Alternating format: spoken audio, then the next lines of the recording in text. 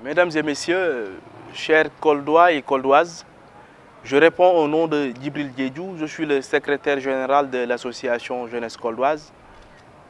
Mon propos d'aujourd'hui va s'inscrire dans cette dynamique de mettre en exergue les problèmes dont vive l'hôpital régional de Kolda. Je ne dirais pas seulement l'hôpital régional de Kolda, mais le domaine sanitaire de Kolda.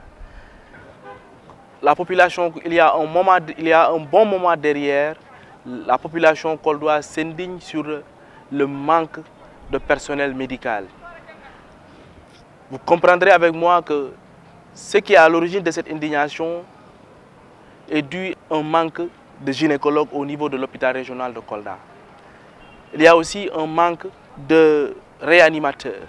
Et vous savez que le réanimateur est un facteur décisif dans le bon fonctionnement d'une structure hospitalière.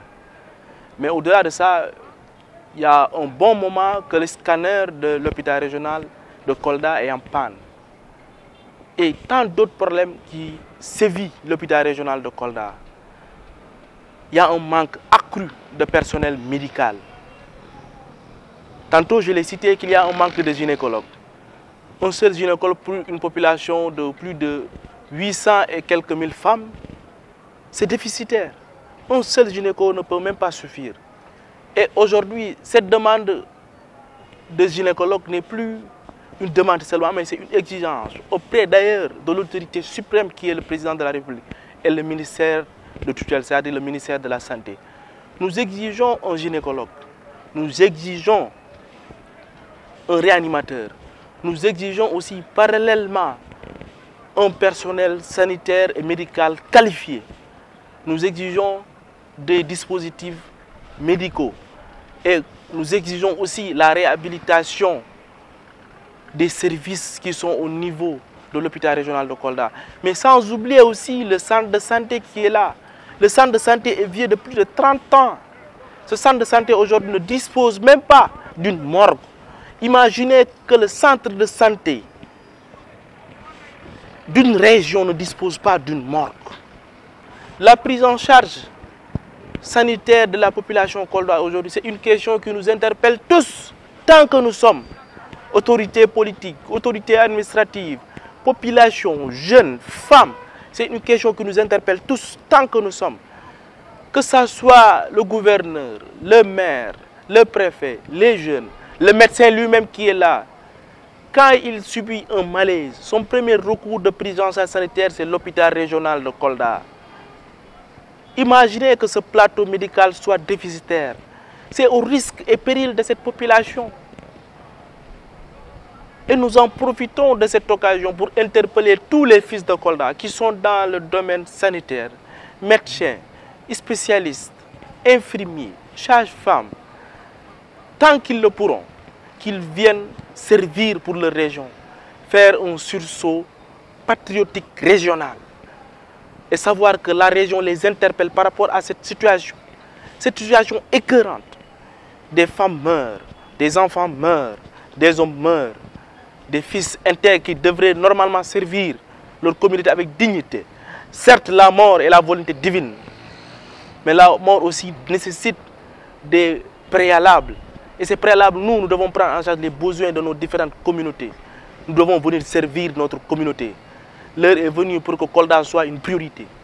Comme j'ai tendance à le dire, nous devons tous oublier nos êtres et penser seulement à l'intérêt exclusif de Kolda. Kolda doit être notre seule priorité. Nous devons nous activer quotidiennement et pleinement pour le bien-être des Koldois. Kolda sera ce que nous en ferons. Ça ne doit pas se limiter aux lettres et aux écrits. Ça doit être une rectitude d'actes, une rectitude d'action. La situation de l'hôpital régional, elle demeure toujours écœurante et triste. La jeunesse interpelle l'autorité suprême, qui est le président, M. Macky Sall, et son ministère de tutelle, de nous doter de gynécologues. Aujourd'hui, on ne veut pas un seul gynécologue, mais au moins que nous ayons 2 gynécologues pour l'hôpital régional de Kolda. Nous voulons un anesthésiste réanimateur. Nous voulons aussi un scanner. Nous voulons aussi que l'hôpital soit doté des dispositifs médicaux de dernière génération. Et j'interpelle toutes les autorités koldoises qui se disent aimer Kolda. Qu'aujourd'hui, qu'on ne doit pas voir l'hôpital soit en déficit d'équipements hospitaliers ou de matériels médicaux. Nous devons nous unir en un seul homme parce que la situation de l'hôpital régional incombe nous tous, nous interpelle nous tous. Tant que nous sommes, nous devons tout faire, nous unir, oublier nos personnes. Savoir que la seule politique qui veille, qui est une priorité, c'est la politique de mener Kolda au rang des villes émergentes. Et cela passe inéluctable par le secteur de la santé, parce que c'est un secteur prioritaire. C'est un État qui précède tous les États.